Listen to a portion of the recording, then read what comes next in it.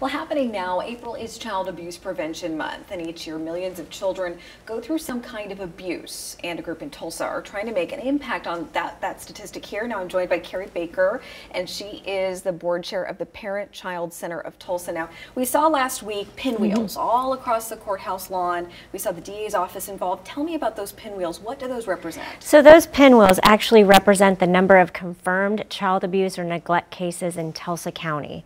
And this year we installed 2,685 pinwheels. That's too many. It is too many. And but one of the things I love about the Parent-Child Center is that yes, the pinwheels represent the number of confirmed cases, but it's a cute, positive reflection of the mission of the Parent-Child Center, which is to prevent child abuse and neglect through advocacy, education, and treatment.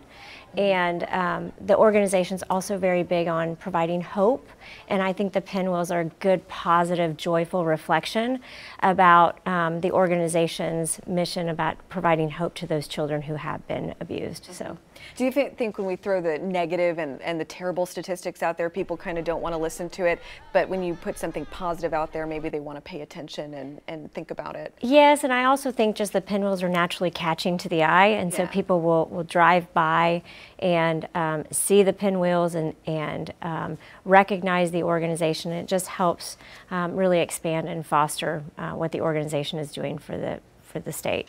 So how does staff work to prevent abuse? How can you guys do that? So with the mission, oftentimes the individuals who are abusing have oftentimes been abused themselves.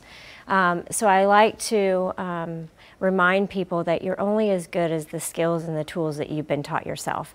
So if you were parented a certain way, then oftentimes that is how you're going to parent. And parenting is not easy. It doesn't come with a handbook or a manual, and every child is different.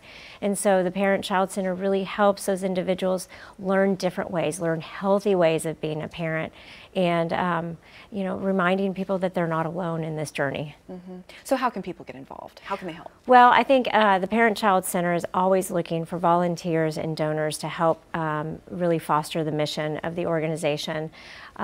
Either through time, treasury, or talent is always a way for people to get involved in the agency.